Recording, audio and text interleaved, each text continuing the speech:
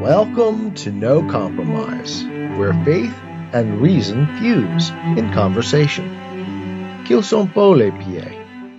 Hello, Johnny. Hello, my love. Hello, everyone. So today's the big day, huh? Yep, this is it. Yeah, today's the day when we discuss what John Milton has been leading us up to. Book 9 Yeah. of Paradise Lost, So for 8 books, he's been leading us to this moment, right. the dramatic unraveling of the whole story of Genesis and the Exactly. fall of man. So it all culminates here in this Right. book. This is the climax of this epic poem. Right. And maybe it's worth saying right here, right now at the beginning, that there's no way that we can do justice to this book, because line after line, all the way through it, it is just filled with so much. Yeah, it's just too much stuff to go so over. much information and so much dramatic and poetic brilliance that we can't do justice to it. Right. And so the best we can do is kind of point here and there as we go through.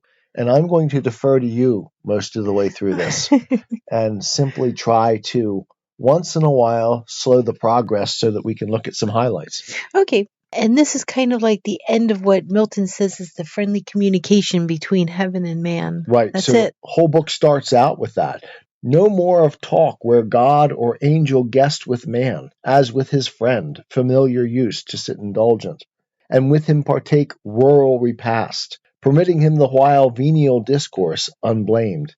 I now must change those notes to tragic. And the tragedy, as we'll see as we move forward, Milton says is actually much greater than the dramatic elements of Homer or Virgil.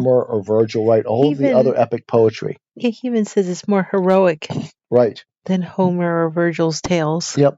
And it's interesting to see in the way in which it's more heroic, because it's much more focused on the relationship between Adam and Eve. Right.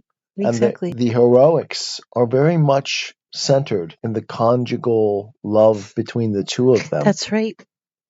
Okay, so Milton opens again by calling on the muse, and he does it in the third person this time, right? He hopes that she'll come to him in his dream while he's sleeping. And Milton feels that it's late in his life to finish this work. It's too late in his life. Right. And he wants to finish it all well. Yeah, he's he been feels writing inadequate to it. He's been writing this for a while, right? Right. By the time that many years, right. So the scene opens with Satan hiding on the dark side of the earth because his previous confrontation with Gabriel. So he returns to Eden in the form of a mist. Right. Which is really cool sounding, because you picture him as Satan, and then in our special effects world, transforming into a mist and floating along the ground. Yeah. And then he comes to the fountain that's next to the tree of life. Right. And it says by stealth, found unsuspected way. Right. And the stealth thing is that secret, sneaky. Right. Well, thing. That just misting around. Right. And then he rises from the fountain next to the tree of life again as Satan. Right. So you can actually see that. And then found the serpent. Right. And that's the idea there of he searched long and hard. He observes the creatures to decide which one he wants to pretend to be, and then he settles on the snake. And it says imp of fraud for the snake.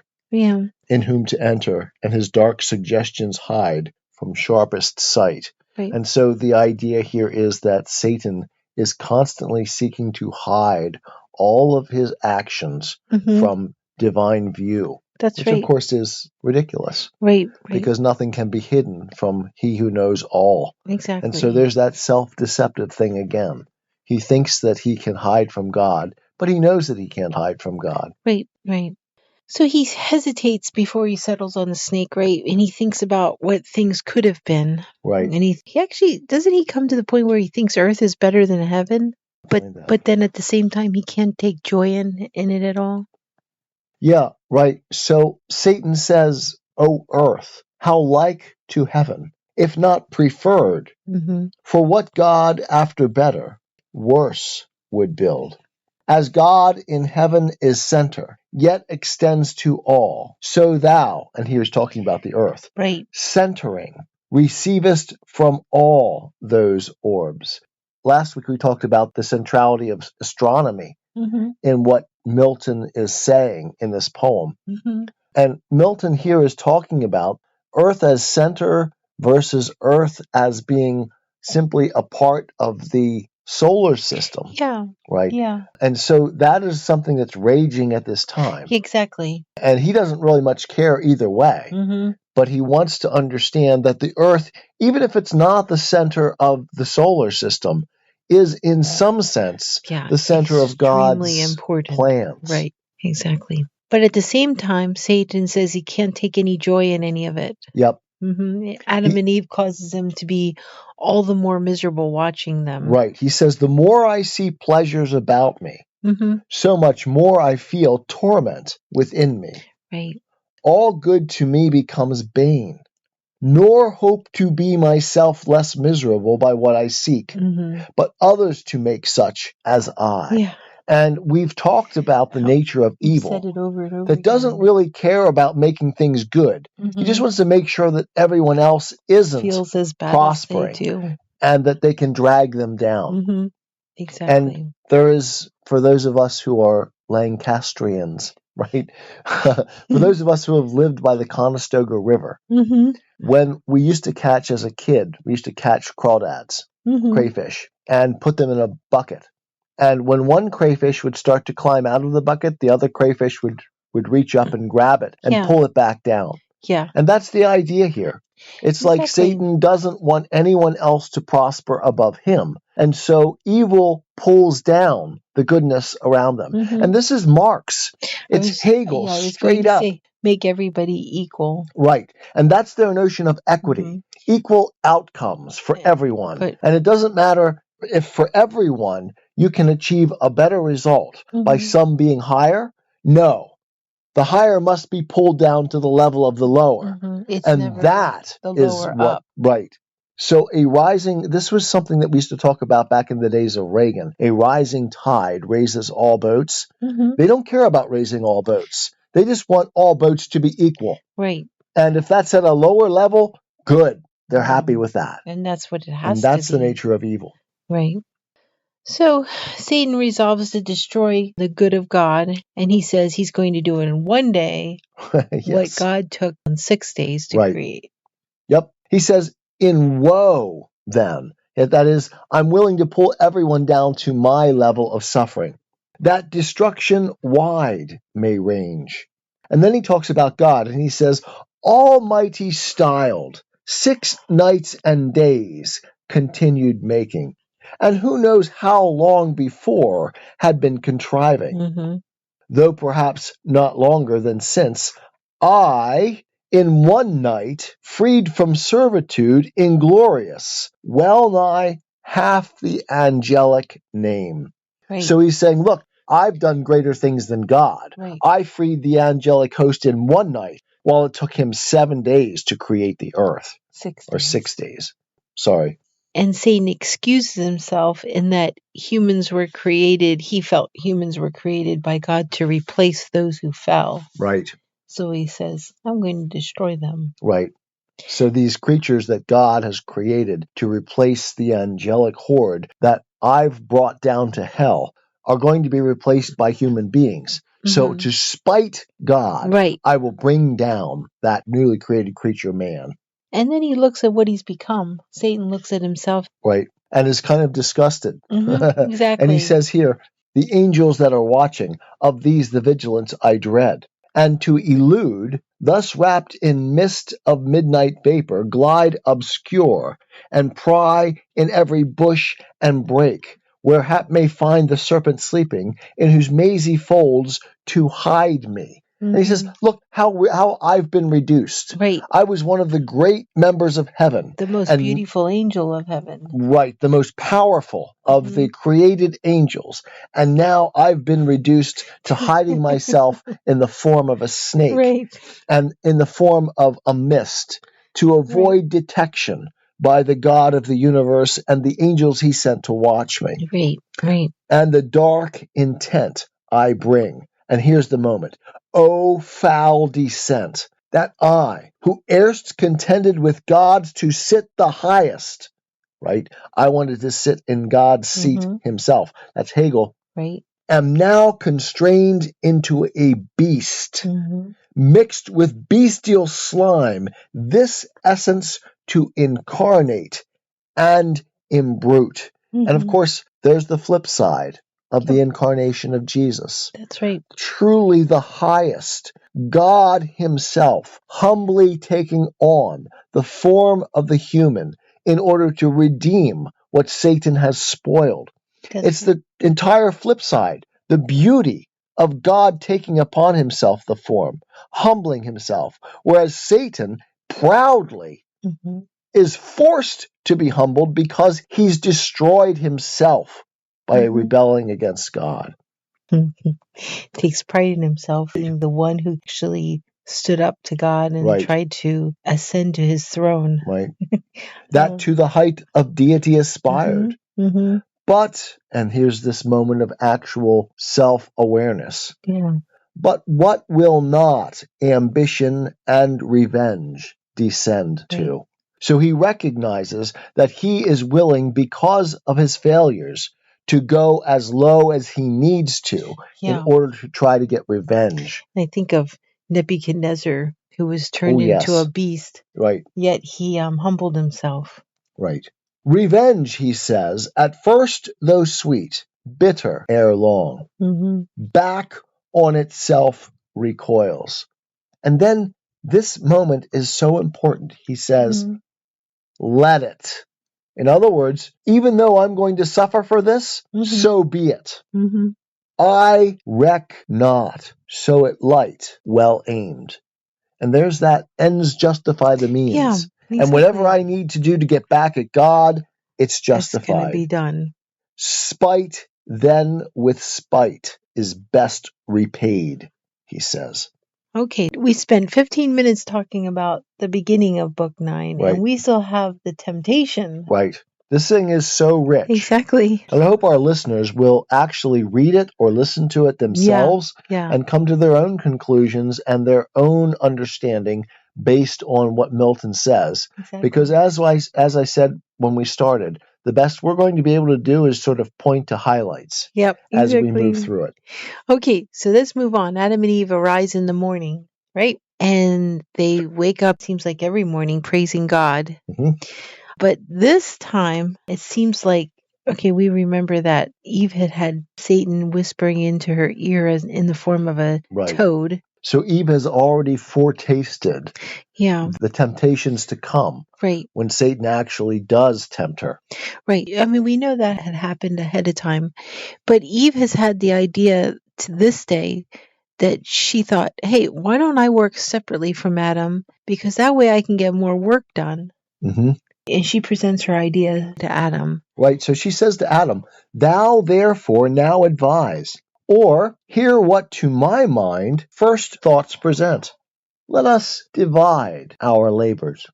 And throughout the rest of Book 9, I would point out to our listeners that this theme of hand in hand is central to what's going on. Because Milton constantly refers to the nature of the hand. In the first 8 books. Right. And here in Book 9, he makes that notion of hand in hand, where flesh of my flesh, bone of my bone, Adam and Eve together confront the world, and they're supposed to be a single, united, complex individual. Suddenly becomes divided. One flesh. And then we fall. Right. So that's very important in everything that follows. So Eve is now saying to Adam, and this is a prefigurement, I think, of the fall itself. Because what she's suggesting to Adam is separation. Right. So she says, let us divide our labors. Look, this project, Adam, that we have, that God has given us of tending this garden, has gotten so big that you and I would do better if we were to separate and work apart so that we could more effectively get the work done. And Adam responds to Eve. He worries. Very worried. And he says, soul Eve, associate soul, to me beyond compare above all living creatures dear, Well hast thou motioned, well thy thoughts employed, how we might best fulfill the work which here God hath assigned us. So here's the rational case. Eve, you've made a great case. It is indeed rational and probably the case that we might be more effective in working apart. And yet he says, not so strictly hath our Lord imposed labor as to debar us when we need refreshment, whether food or talk between, food of the mind, or this sweet intercourse of looks and smiles. For smiles from reason flow, to brute denied. That is, animals don't share what we do. This reasonable connection, this rationality, and this hand-in-hand, one flesh notion. Animals couple and then go their ways. Human beings join together as one flesh, as one being. Right. And he says, are of love the food. Love, not the lowest end of human life, for not to irksome toil, but to delight he made us, and delight to reason joined. And Adam here makes the case. And I'm not sure it's fair to put this in Adam's voice here, but I do think this is God's plan. Yeah. For man and woman to work together to achieve common ends, but never to put the work first.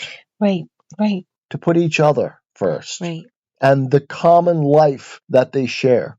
Right. And the joy. Because the work is secondary. The relationship is primary. Yeah. It reminds me of Martha and Mary when Jesus was talking. Yes. To the people, and Mary sat by his feet, and Martha was busy working. Right. And she said to Jesus, why don't you tell Mary, my sister, to get to work? Right. And Jesus was very much on Mary's side. Right. And said she's chosen that which is the needful. Better part. Yeah. So Adam says, these paths and bowers doubt not, but our joint hands will keep from wilderness with ease, right? And there's the hand-in-hand metaphor. As wide as we need walk, till younger hands ere long assist us. So it's like the work will wait, but we better not separate. And then he says this, but if much converse, perhaps thee satiate. That is, if our talk is wearing you out a little, then to short absence I could yield. For solitude sometimes is best society. I think of when I spend time with you and we're walking in complete silence. And I'm in complete solitude, thinking whatever, but we're still together. Right. And how we can be in solitude while at the same time being together. Yeah, that's actually for me one of the great magical things about our relationship, because all of my life, I have treasured my solitude, being away from people, because people have felt to me as though they were invasions of my solitude, of what I needed to do. And you are never an invasion of my solitude. You are my solitude. Together, when we're together, everything works. Right. And when you talk, I am as much in that beautiful solitude that I lived in for years as I ever was in those moments. That's right. So, yeah, that is fantastic. And I don't seek solitude anymore. I seek you, and you are my solitude. And he says, and short retirement urges sweet return. And then he says this, but other doubt possesses me, lest harm befall thee, severed from me. And I understand that. The problem is, apparently, Eve didn't. Right. Is it Ecclesiastes chapter 4 where God says two are better than one? Yes. One falls, one will lift up his fellow. And if one prevail against him, two shall withstand him. That's right. And what's his name in Don't say it. Don't say it. Pilgrim's Progress. In Pilgrim's Progress, yes. Pilgrim's Progress. John Bunyan quotes that. And you laugh at me, But John Bunyan is like the comic strip version of the brilliance of John Milton. Yes. I know I will get in trouble with all of my evangelical friends by saying that John Bunyan is sort of a parody and a comic strip on the brilliance of turn on your electric collar. John Milton. She's going to shock me. So Adam actually says to Eve that the tempter will find best advantage, us asunder, helpless to circumvent us, joined. And so he is actually right on about the danger here. Right. And he says, I worry that if you separate from me, we will be more prone to fall. Right. But like I said, in Ecclesiastes, God said, two are better than one. Right.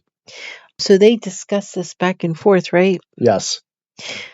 And the idea that it seems like it's prevalent today that we need to sacrifice our marriage for the work of God. Do you see that? I do. Mm-hmm. And it worries me. And it shows God how much we love him the more we sacrifice our marriage. And a lot of times I hear the verse quoted, he who leaves father and mother and son and daughter, for my sake, the gospel's sake. But it is a common idea in the Christian world. Mm-hmm. But this is Genesis, the marriage relationship. That was the very beginning. Yes. That was the very, very beginning. Yep. And I think it's still the beginning. Yeah, I think so too. And the more the marriage relationship has fallen apart, yeah, I was going to say the more it's our attacked, culture has fallen apart. Right. And the more it's attacked, the more you know that there's something in there that we're missing. Yep.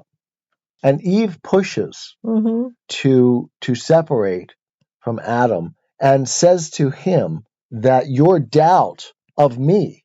And why is Adam doubting Eve? I think we explained that a little farther on. He's really not. Yeah. And yet she takes it very as personally. a personal attack. Right? She said, his fraud is then thy fear, which plain infers thy equal fear, that my firm faith and love can by his fraud be shaken or seduced. Thoughts which how found they harbor in thy breast, Adam, misthought of her to thee so dear. So she takes it very personally that Adam says this. And this, I'm sorry about this for our listeners, but I think this is the message of the feminist movement. Right. We are as good as you men are. Right. We are independent and capable. The problem with that is we men aren't independent and capable. Right. We need you women to keep us straight. So what we need is not either one of us to be independent, but both of us to be dependent upon one another, and therefore truly to be the individuals that God meant us to be as a couple. Right. Becoming who we are. So Adam says to Eve, not diffident of thee do I dissuade thy absence from my sight, but to avoid the attempt itself. The point I'm making, Adam says, is that together we can avoid the problem of temptation, but that divided we'll fall. And then he says this, I, from the influence of thy looks, receive access in every virtue in thy sight. More wise, more watchful, stronger, if need were, of outward strength. While shame, thou looking on, shame to be overcome or overreached, would utmost vigor raise, and raised unite. And that is the power of the looking glass. Because you are watching me, because you are involved with me, each and everything I do calls forth from me the greatest virtue that I can attain in order to be to you, for you, what I need to be. Right. To love like Christ loved the church. To achieve that ideal, to seek that ideal. And Adam is saying, you make me better, Eve, when we're together. When we're apart, I wilt on the vine. And he says, that's the purpose of keeping us together. All right, so I'm going to stop you here because we have to move along, right? Okay. And Adam gives in to her argument and sees her go, and they will never have paradise again from that point on, right? Right. And what happens with the hands at this point? Adam, at the very end, says to Eve, "But if thou think trial unsought may find us both secure, then thus warned thou seemest. Go, for thy stay, not free, absence thee more." Mm-hmm. That is, if I try by restraint to hold you here and violate your freedom, the separation has already occurred Right. anyway. Right. And so, if you are so confident in yourself, go, make the attempt. We will separate. I will allow it. Right. And then I love this line because it echoes what we read last week when Raphael warned Adam, almost word for word. Mm-hmm. Adam says to Eve, "For God towards thee hath done his part, do thine." So spake the patriarch of mankind. But Eve persisted, "With thy permission then," and thus forewarned, thus saying, from her husband's hand, her hand, soft she withdrew. Mm-hmm. And that's the breaking of the hand in hand that is absolutely devastating. Mm-hmm. And I think was the real cause, as Milton saw it, of the fall. Right. The breaking of the union that God intended between man and woman. Right. Right. And so, in that sense, Satan triumphs Mm-hmm. when the marital bond breaks. When the separation happens. Mhm. Right. In fact, I mean, then as you proceed here, Satan is happy to find them separated. Oh, delighted, yes. Mm-hmm. And we can go there right now if you want. Right. Satan is stopped at first by Eve's beauty and innocence and is reminded of hate and hell, but then he starts his attracting her attention. Yes. So it says, line 421 of Book 9. Yeah. Satan sought them both, but wished his hap might find Eve separate. He wished, but not with hope of what so seldom chanced. As Adam and Eve always went everywhere, hand in hand, together, like you and I do. I was going to say, that's probably the biggest complaint that everybody has of us. When beyond his hope, Eve separate he spies, mindless the while herself. That is, Eve is performing her tasks by herself, Mm-hmm. and she is mindless, though fairest unsupported flower from her best prop, that is Adam, Mm-hmm. so far, and storm so nigh. And I love that poetic language from Milton because everything is now going to explode into the storm of sin Right. and the fall. Right. And I mean, it's summed up in 1 John 2:16. He appeals to the lust of the flesh, the lust of the eyes, and the Right, the temptation. pride of life. Yep. Yeah. And so it actually says, and I want to point this out, it doesn't come across as all that important in the poem, Mm-hmm. but when you see it in light of all that we've talked about and the nature of the hand in hand with Adam and Eve, it says, among the thick woven arborets and flowers embroidered on each bank, the hand of Eve. Mm-hmm. That is the solitary Right. hand of Just Eve. right. The hand that is now On its disconnected own. from Adam's hand. Right. And then it says about Satan, much he the place admired, the person more. And so, like you said, there's a long passage here where Satan actually pauses before he begins the temptation, and he is blown away by Eve's beauty, her heavenly form angelic, but more soft and feminine, her graceful innocence, her every air of gesture or least action overawed his malice, and with rapine sweet bereaved his fierceness of the fierce intent it brought. That space the evil one abstracted stood from his own evil.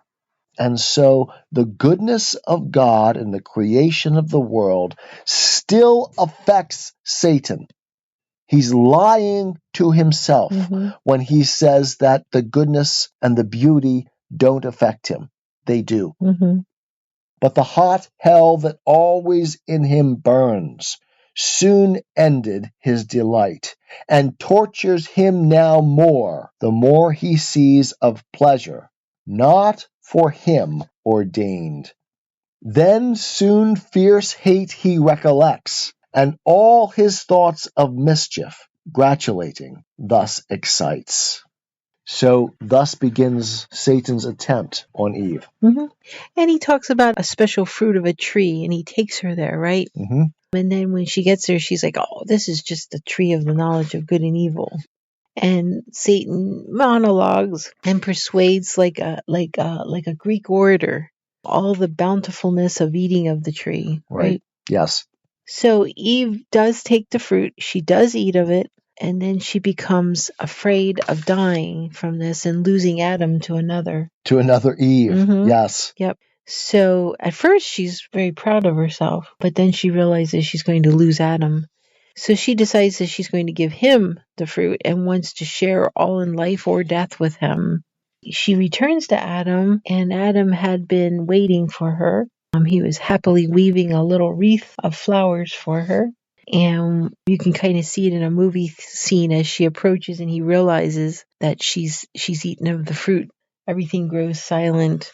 The wreath falls from his hand in slow motion. Yeah, you can really see this in the dramatic cinematography. Right, and the flowers slowly bouncing and scattering on the ground, But he realizes that she's eaten the fruit. Yes.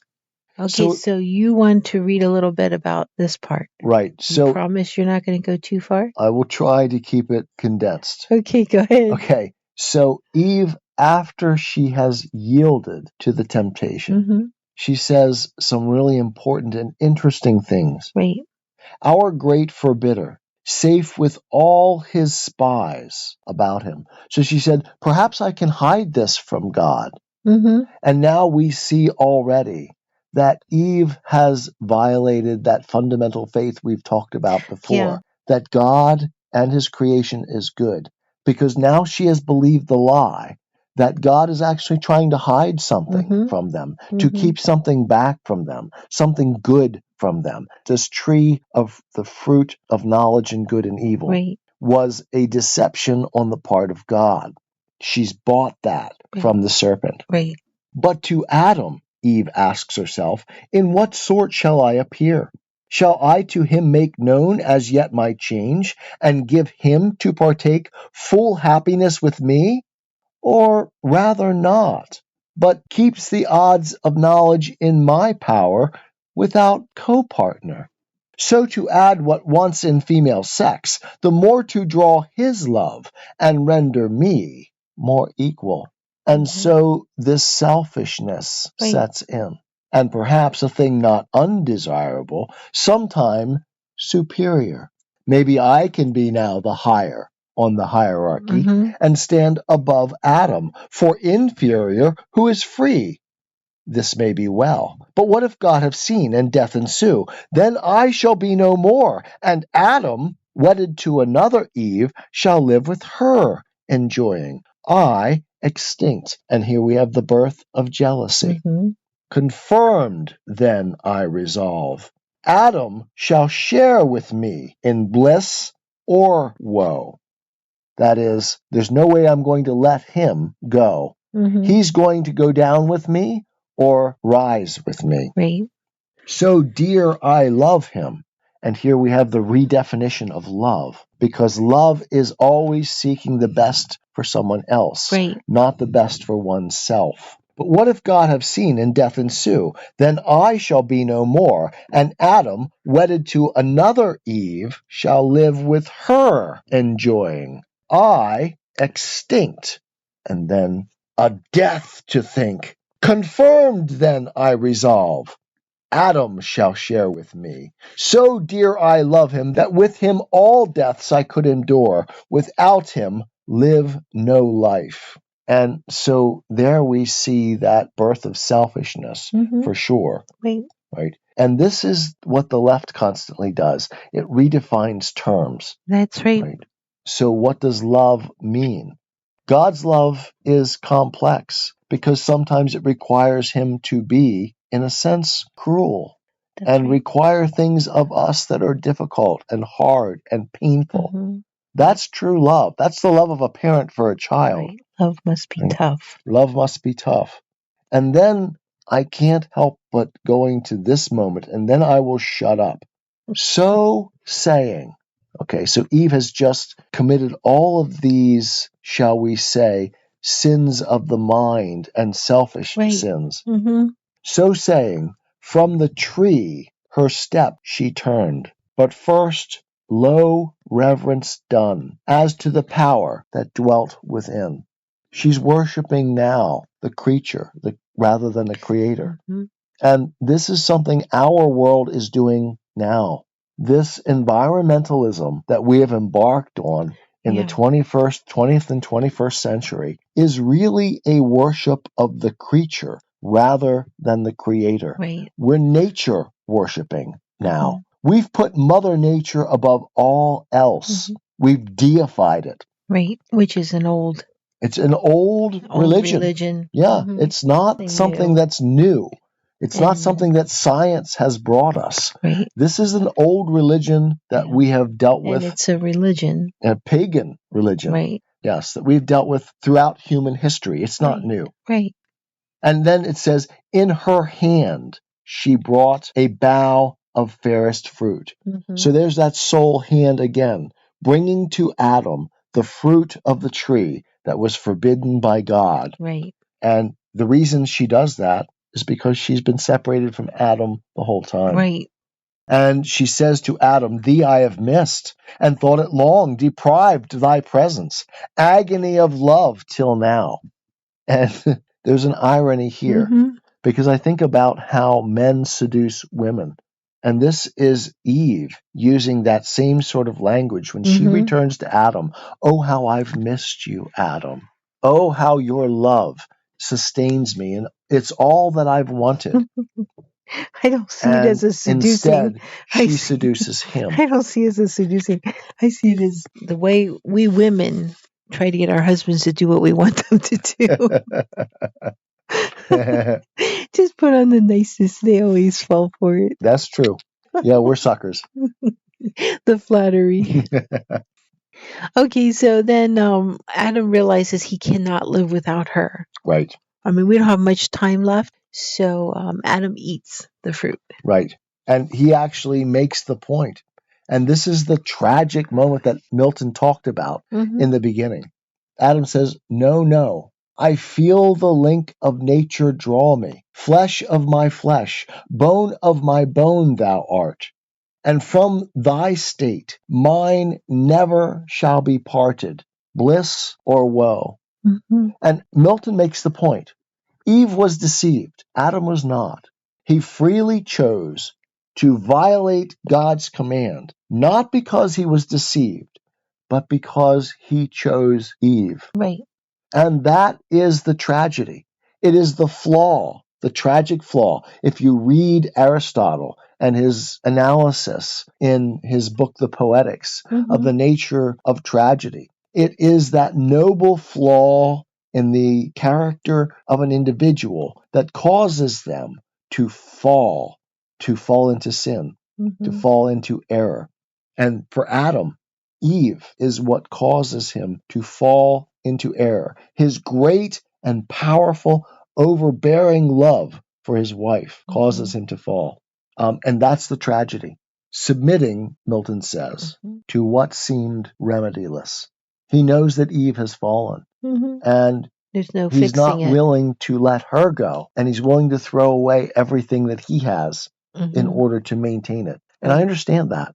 I feel that. Yeah, I know. I know you And do. it's the only way that we can function as a couple is for both of us to recognize that. The power. And for you to guard against it, and for me to guard against it, and for us to walk hand in hand directly into whatever God points us. Right. and always balancing one another Right. in our relationship to God, to Right. Christ as the center of everything. Right. And knowing our weaknesses. Knowing our weaknesses, yes. And knowing our strengths. Yes.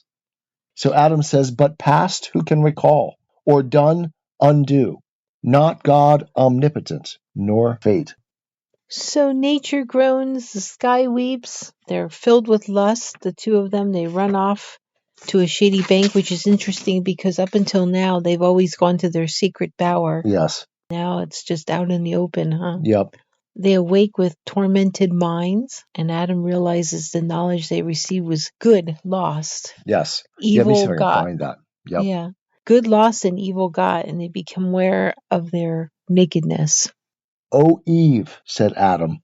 And this is after they've had their carnal interlude in which they've become lustful rather than loving. In evil hour thou didst give ear to that false worm, of whomsoever taught to counterfeit man's voice. So they recognize it as the lie of Satan. True in our fall, false in our promised rising.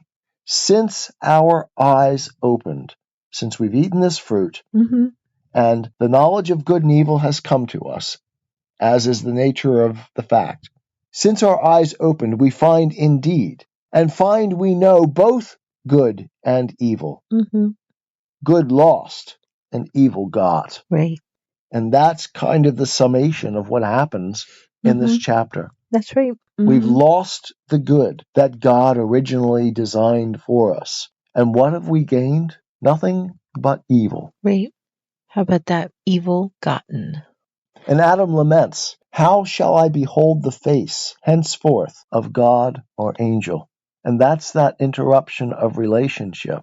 Not only have Adam and Eve destroyed the beauty of their own relationship, but they've cut the relationship with God. Right. That walking in the garden, that last time we talked about, where his feet passed, no longer can man experience that. We can't meet God at that level anymore because we gave it up by choosing evil over good. Right. All right. Now a whole spectrum of emotions come to Adam and Eve via sin. Yes. Anger, hate. Yep. Mistrust, suspicion, discord, and they start playing a blame game. Yes. Adam, back and forth. Yeah, Adam blames Eve for wanting to work alone, and then Eve says Adam would have probably succumbed to the serpent if he was there. Right. And then Eve said, Adam, you should have been firmer with me. Right. And Adam angrily says that she's ungrateful because look at what I did for you. I ate the apple for you, so I could keep you. Yep. And you're ungrateful. Yeah, the back and forth between the two of them is kind of like a prelude of all the arguments that every couple has that's true. throughout all of history after this. Right? That's true. And they argue for hours, and that's how this book ends. And they can't resolve it, right? Because the only resolution will come when together they bow before God, recognize who they are, and return to a right relationship with God and with each other. Right. Which is humbling. So what were you going to read there? They sat them down to weep. Nor only tears rained at their eyes, but high winds worse within began to rise. And I think there's something incredibly psychologically astute in Milton's portrayal here. High passions, anger, hate, mistrust, suspicion, discord, and shook sore their inward state of mind, calm region once, and full of peace, now tossed and turbulent. And you and I both know what that's like, because it's not just turbulence of couples, but it's the turbulence of the individual psyche that came about as a result of sin. We can no longer be confident and secure and trust ourselves. Stable. Right, and stable. So, oh, how great a loss. And Milton says this, for understanding ruled not, and the will heard not her lore, both in subjection now to sensual appetite. Yeah. How many times do we lay awake at night and question ourselves on all the things that we have done and agonize over. What was that meme this morning? It says, "So you're trying to sleep. Let me remind you of the 10 worst things you've done. 10 worst memories in your life." Yes. So both the will and the understanding are now in subjection to sensual appetite, who from beneath, usurping over sovereign reason, claimed superior sway. And we can no longer trust even our reasoning capacities, because the natural man constantly rises up and accuses us of all the things we've done, probably justly so, because we are sinners now, and we choose. The heart is deceitful, right, and wicked above all things. Who can know it? Right, Jeremiah, is it 17:9? I think that is. And then, of course, as we said, they go into the blame game, back and forth. Eve says to Adam, "Was I never to have parted from thy side? As good have grown there still a lifeless rib. Being as I am, why didst not thou, the head, command me absolutely not to go? Nay, didst permit, approve, and fair dismiss." And here we see actually a logical fallacy, because that's not at all what Adam did. Right. But we don't care when we're in the process of arguing with one another how rational our conclusions are. Right. We're just out to make the point and win and self-justify. And then Adam says this to end the book. "Thus it shall befall him who, to worth in women over trusting, lets her will rule. Restraint she will not brook," right? "And left to herself, if evil thence ensue, she first his weak indulgence will accuse." Thus they in mutual accusation spent the fruitless hours. And how does that characterize the nature of married life in our world today and in the past? And even in films and TV shows, it's like a satire on that. Yep. And then Milton ends with this, "But neither self-condemning." Right. It's always someone else's fault. And if you're married, it's always your spouse's fault. Right. And I think we've learned that one, because I usually end up blaming myself far more than I blame you. And you do the same thing. That's very true. And we're a sad state of affairs. But I think that's the nature of love too. Because I can't blame you, because I know what a failure I am on so many levels, and all the things that I do wrong. And you do the same thing. You constantly blame yourself.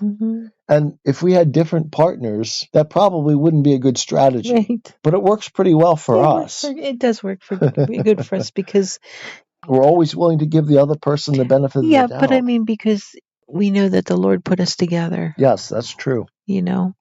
Okay, well, that ends book 9. And there was like 300 million things I would like to have said other than this. That's right. But I think that's a pretty good representation I think so too. Of what happened. You picked out some very good verses from there to read and discuss. Okay, so remember, as we say every week, that if you are not able to read Paradise Lost for yourself, click on the link in the description where John has placed our Simple Gifts podcast, where you read the complete Paradise Lost without commentary. The best place to go is probably YouTube, because we have it in a playlist. Yes. I mean, you can start from the beginning and go all the way. Listen straight through.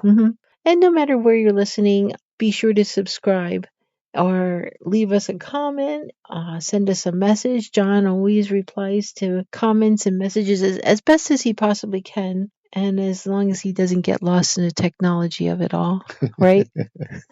Yes, I need you to keep me straight on. Where was that message? Was that on the YouTube or the Facebook or the email? I gave up on Facebook long ago. So you're always getting confused as to Yes. where things are showing up. All you know is a notification came up. Yeah, I am a 20th century man, not a 21st century man. Oh, you're a cassette tape and VCR man, right? Yes. Maybe CD. Well, I might have made CDs and DVDs, right. but not much beyond that. Mhm. And floppy disks. You enjoyed the floppy Disks. 3.5-inch floppies, not the 5 1/4. Okay. So if you don't get a response right away, now you understand why. Okay. So if you have the means to support us, use the link in the description to buy us a cup of coffee. We would really appreciate it and hope you all have a great week coming off of Easter week. Yes. So we hope you had a wonderful Easter. Yes. And celebration of our Lord's resurrection. Mhm. Praise God. And if you don't believe in God, then we pray that you've gotten a little better of an understanding of Him. Right. Join This us past on this Easter. side of the looking glass rather than the other, Right. because it is the life of Christ that gives man life. Mhm. So we would love for you to join us on this side. Right, exactly. So thank you so much for taking the time to listen, and we appreciate you all. Yep. I love you, my dear. I love you, Johnny. I am a Christian, with the searching and skeptical mind of an atheist. I don't want to believe anything that isn't true. I know both sides of the looking glass, and I know them with open eyes. I choose Christ's side. I invite you to join me from wherever you stand before the looking glass. That's this week's episode. Thanks for listening. And remember, you can have your religious cake and eat it too. You can have reason, respect for science, a 21st century worldview, and be a Christian.